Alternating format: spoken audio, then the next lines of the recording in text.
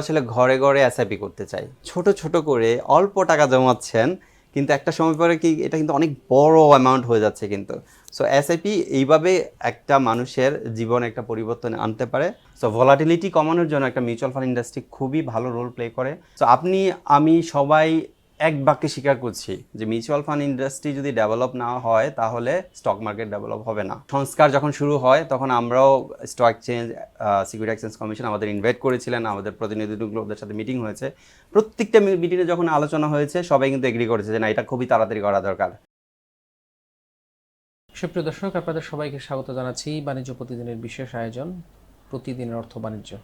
আপনারা জানেন আমরা এই অনুষ্ঠানে আলোচনা করে থাকি অর্থনীতির বিভিন্ন দিক নিয়ে। আজকে আমরা আলোচনা করব বাংলাদেশের অর্থনীতির অন্যতম একটি জায়গা, যেটা বাংলাদেশের শেয়ার বাজারের যারা আসলে অরিজিনাল বাড়িওয়ালা হিসাবে আমি যাদেরকে মনে করি, সেই মিউচুয়াল ফান্ড খাত নিয়ে আজকে আমরা আলোচনা করব। আমাদের স্টুডিওতে হাজির হয়েছেন বাংলাদেশের অন্যতম একটি সম্পদ ব্যবস্থাপনা কোম্পানি শান্তা অ্যাসেট ম্যানেজমেন্টের সম্মানিত প্রধান নির্বাহী কর্মকর্তা জনাব কাজী মনিরুল ইসলাম। আজকের অনুষ্ঠানে আপনাকে স্বাগত জানাচ্ছি।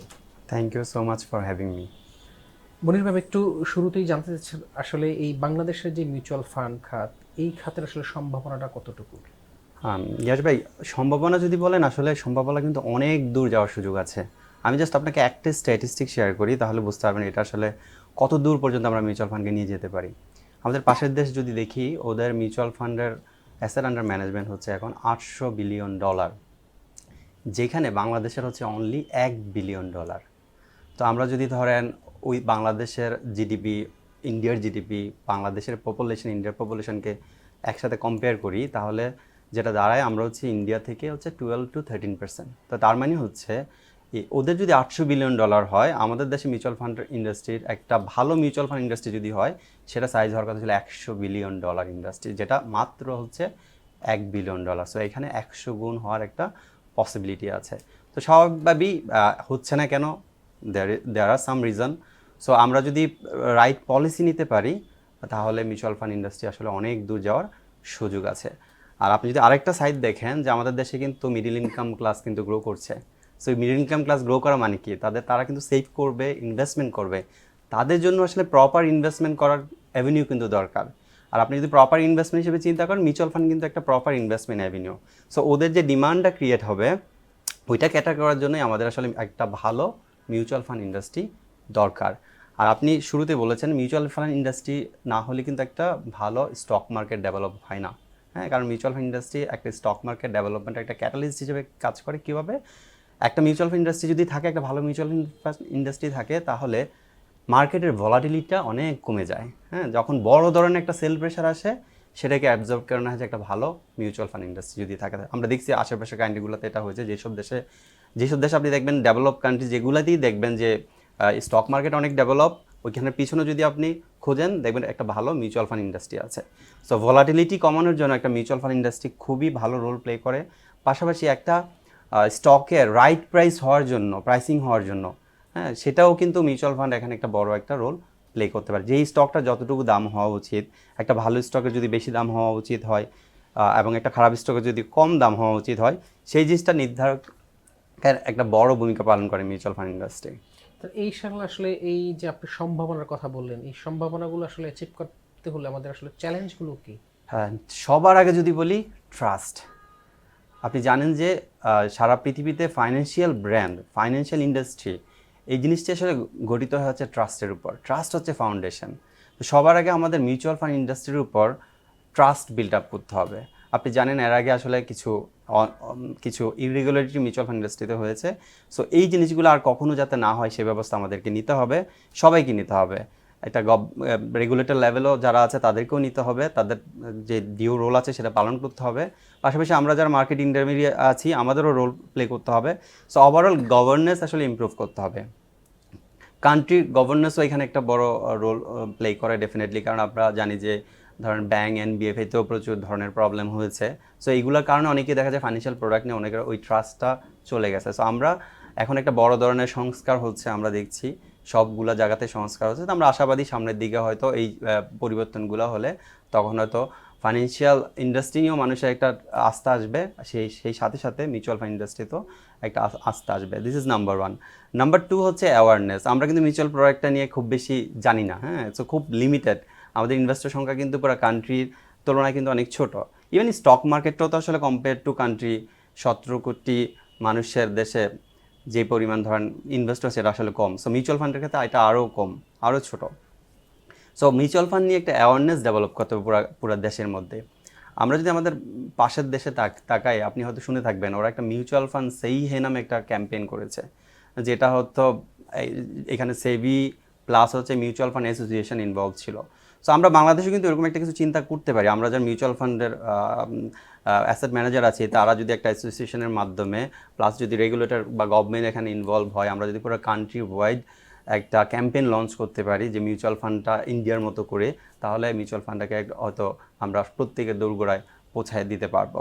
সো পাশাপাশি ডেফিনেটলি শুধুমাত্র অ্যাওয়ারনেস বিল করলে তো আসলে হবে না, সাথে সাথে আমরা যারা মিউচুয়াল ফান্ড তাদেরকে ম্যানেজ করি, তাদেরকে রিটার্ন জেনারেট করতে হবে, ক্লায়েন্টের টাকার সেফটি প্রদান করতে হবে। সো আমরা যদি একদিক দিয়ে অ্যাওয়ারনেস জেনারেট করি, অন্য দিক দিয়ে ফান্ডের সেফটি প্রদান করতে পারি, প্লাস ফান্ডের একটা ভালো রিটার্ন জেনারেট করতে পারি, সেক্ষেত্রে মিউচুয়াল ফান্ড ইন্ডাস্ট্রি অনেক দূর এগিয়ে যাওয়ার সম্ভাবনা আছে।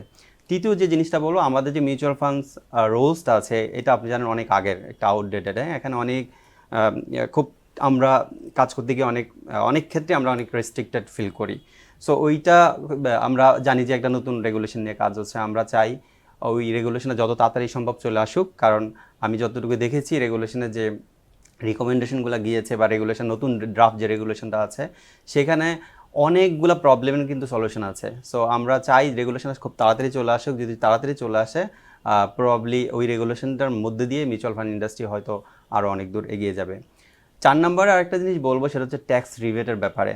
সো আমি সবাই এক বাক্যে স্বীকার করছি যে মিউচুয়াল ফান্ড ইন্ডাস্ট্রি যদি ডেভেলপ না হয়, তাহলে স্টক মার্কেট ডেভেলপ হবে না। হ্যাঁ, একটা রাইট ইকোনমির জন্য স্টক মার্কেট ডেভেলপমেন্ট দরকার। সো আমরা যখনই ট্যাক্স পলিসি করি, তখন আমরা কী করি, যে ইন্ডাস্ট্রিটা ডেভেলপ হওয়ার দরকার ওইখানে কিন্তু আমরা ওইটাকে বিভিন্নভাবে কিন্তু ইনসেন্টিভাইজ করি। হ্যাঁ, পলিসি দিয়ে বিভিন্নভাবে কিন্তু তাকে ইনসেন্টিভ দেওয়ার সুযোগ করি। তো ঠিক সেম আপনি যখন রিয়েলাইজ করছেন যে মিউচুয়াল ফান্ড ইন্ডাস্ট্রি দরকার, তাহলে মিউচুয়াল ফান্ডকে ডেভেলপ করার জন্য কিন্তু আপনাকে ইনসেন্টিভ দিতে হবে। হ্যাঁ, তো আমরা আসলে ইনসেন্টিভটাও চাচ্ছি না, আমরা বলছি আমাদেরকে একটা ফেয়ার ফিল অ্যাটলিস্ট দেন। সো ট্যাক্স রিবেটের ক্ষেত্রে আমরা যেটা দেখলাম যে আমাদের ওপেন ইন মিউচুয়াল ফান্ডে কেউ যদি ইনভেস্ট করে, ট্যাক্স রিবেট পাওয়ার জন্য এখানে 5 লাখ টাকা একটা লিমিট আছে, যেইখানে আপনি লিস্টেড সিকিউরিটিতে ইনভেস্ট করলে আপনার কোনো লিমিট নাই। তো লিমিট নাই মানে হচ্ছে আপনি 66.67 লাখ পর্যন্ত ইনভেস্ট করতে পারবেন। কিন্তু মিউচুয়াল ফান্ডে কিন্তু আপনার এই সুযোগটা ওপেন ইন মিউচুয়াল ফান্ডে নাই। সো এখন আমরা কিন্তু আসলে এক্সট্রা কিছু চাচ্ছি না, ইনসেন্টিভও চাচ্ছি না, আমরা বলছি আমাদের ফেয়ার ফিলটা তো দিতে হবে। আপনি যদি চান যে মিউচুয়াল ফান্ড ইন্ডাস্ট্রি গ্রো করবে, তাহলে এই ধরনের যে রেস্ট্রিকশনগুলো আছে ওই জিনিসগুলো আসলে তুলে দিতে হবে। সো আমার কাছে মনে হচ্ছে আমরা খুবই আশাবাদী ছিলাম, এনবিআরের সাথে আমাদের আলাপও হয়েছিল, আমাদের প্রতিনিধি দলদের, ওনারা এগ্রিও করেছিলেন, বাট কেন জানি লাস্টের দিকে কাজটা হয় নাই। সো এটা আমরা আসলে খুবই হতাশ। আমরা চাই অ্যাজ আর্লি অ্যাজ পসিবল এই জিনিসটা নিয়ে আসাও, কারণ আমরা চাচ্ছি ইন্ডাস্ট্রিটা ডেভেলপ হবে। সো এখানে আসলে এ ধরনের জিনিস আটকে রাখার কোনো দরকার নাই। আর একটা জিনিস হচ্ছে, একটা ছোট জিনিস যেটা হচ্ছে, বাট এটার ইম্প্যাক্ট অনেক বেশি। আপনি হয়তো শুনে থাকবেন, বলা হয় গ্লোবাল ইন্ডাস্ট্রি ক্লাসিফিকেশন স্ট্যান্ডার্ড। হ্যাঁ, স্টক এক্সচেঞ্জে আমরা যে কোম্পানিগুলো লিস্টেড হয়, সেগুলোকে ইন্ডাস্ট্রি হিসেবে বিভিন্ন সেক্টর হিসেবে ক্লাসিফিকেশন করতে হয়। সো গ্লোবাল একটা কিন্তু ক্লাসিফিকেশন স্ট্যান্ডার্ড আছে। সো ওইটা অনুযায়ী কিন্তু আমরা আমাদের বাংলাদেশের স্টকগুলোকে কিন্তু ক্লাসিফিকেশন করতে পারি। সো এইখানে একটা বড় ধরনের জাস্ট একটা এক্সাম্পল বলি, যেমন হচ্ছে দেন ফার্মাসিউটিক্যাল অ্যান্ড কেমিক্যাল সেক্টর আছে আমাদের। তো ফার্মাসিউটিক্যালের মধ্যে কনজিউমার কোম্পানিগুলোকেও ফার্মাসিউটিক্যাল কোম্পানি হিসেবে ট্রিট করা হচ্ছে, যেমন মেরিকো, কুইনোর, তারপরে হচ্ছে আপনার হচ্ছে রেকিট ব্যাংকাইজার। এগুলো হওয়া উচিত আইদার কনজিউমার কোম্পানি অথবা হওয়া উচিত house hold and personal product. আপনি আশেপাশের কান্ট্রিগুলোতে দেখেন ওইগুলো কিন্তু আইদার কনজিউমার কোম্পানি হিসেবে লিস্টেড অথবা হাউস হোল্ড পার্সোনাল প্রোডাক্ট হিসেবে লিস্টেড। এগুলো কিন্তু ফার্মাসিউটিক্যাল হিসেবে লিস্টেড হয় না। তো এই জিনিসটা আসলে খুব তাড়াতাড়ি আসলে করার দরকার, কারণ এটা আমাদের জন্য একটা প্রবলেম ক্রিয়েট করে। আপনি জানেন আমাদের সেক্টরাল লিমিট থাকে, আর আমাদের ভালো কোম্পানিগুলো আমরা দেখি যে ফার্মাসিউটিক্যাল কনজিউমার সেক্টরের মধ্যে বিলং করে। সো আপনি যদি এখানে 25% লিমিট দিয়ে রাখেন, তখন আমরা কিন্তু আসলে ইচ্ছা করেই কিন্তু ভালো শেয়ারগুলোতে ভালো পজিশন নিতে পারি না। এটা তো আসলে সরকারের কোনো ইয়ে নেই, এটা তো আসলে চাইলেই যে কোনো সময়, হ্যাঁ, এটা চাইলেই যে কোনো সময় স্টক চেঞ্জের কাজ। যেহেতু সংস্কার যখন শুরু হয়, তখন আমরাও stock exchange, security exchange commission আমাদের ইনভাইট করেছিলেন, আমাদের প্রতিনিধিগুলো ওদের সাথে মিটিং হয়েছে। প্রত্যেকটা মিটিংয়ে যখন আলোচনা হয়েছে, সবাই কিন্তু এগ্রি করেছে যে না, এটা খুবই তাড়াতাড়ি করা দরকার।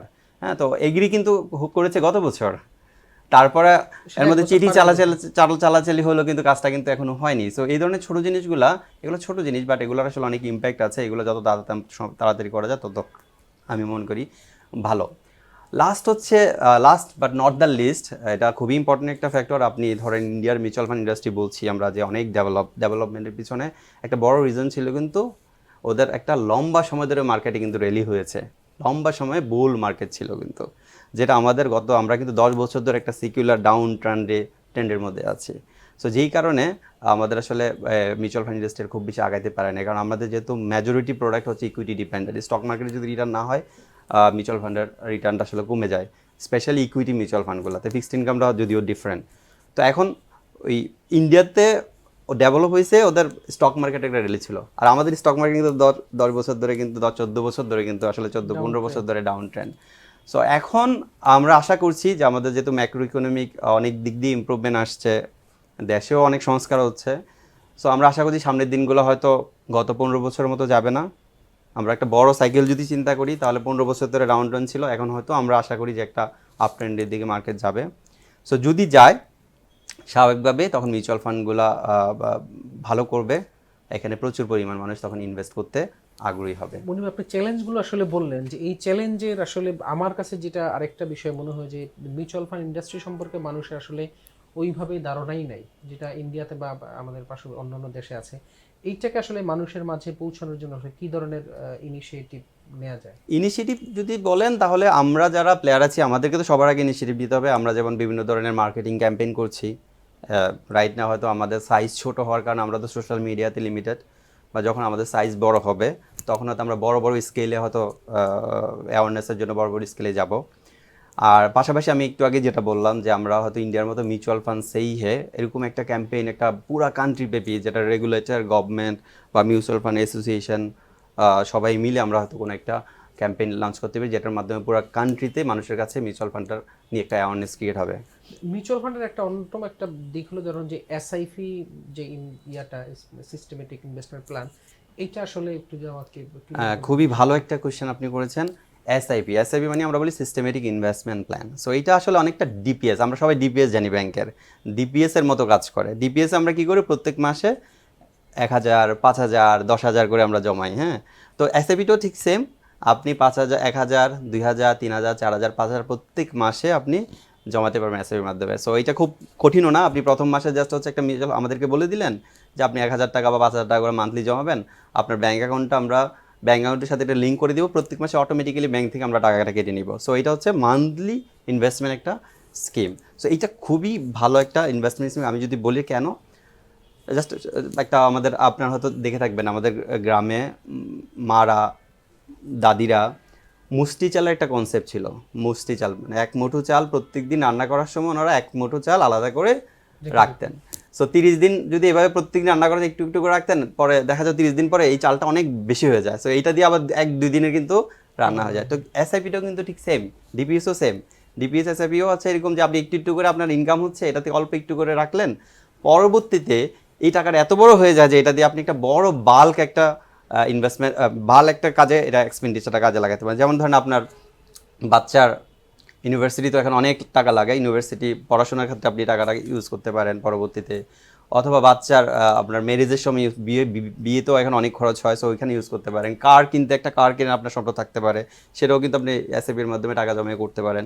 আপনি একটা হাউস বানানোর একটা স্বপ্ন থাকতে পারে, ফ্ল্যাট কেনার স্বপ্ন থাকতে পারে, সেটাও আপনি একটা নির্দিষ্ট সময় ধরে এসআইপিতে ইনভেস্ট করলেন, তারপরে করতে পারেন। তার বাইরে যদি আমি বলি, ধরেন একটা বড় স্কেলে যদি সে রিটায়ারমেন্ট প্ল্যানিং, হ্যাঁ রিটায়ারমেন্ট প্ল্যানিং, আমাদের দেশে রিটায়ারমেন্ট নাই, যেটা সবাই জানি আমরা, রিটায়ারমেন্টের বেনিফিটটা ওরকমভাবে নাই। সো আপনি নিজে চাইলে নিজেই কিন্তু আপনার রিটায়ারমেন্ট প্ল্যান করতে পারেন। হ্যাঁ, আপনি ধরেন, আমি জাস্ট একটা এক্সাম্পল বলি, আপনি যদি ধরেন 25 বছরে চাকরি শুরু করেন, 30 বছর ধরে চাকরি করেন, 55 বছর পরেও 30 বছর ধরে আপনি একটা সেভিংস করেন, আপনি আপনি প্রত্যেক মাসে অনলি 1,500 টাকা করে যদি জমান, 30 বছর পরে 15% রেটে যদি এই টাকাটা গ্রো করে, তাহলে এই টাকাটা হয় হচ্ছে 1 কোটি টাকা।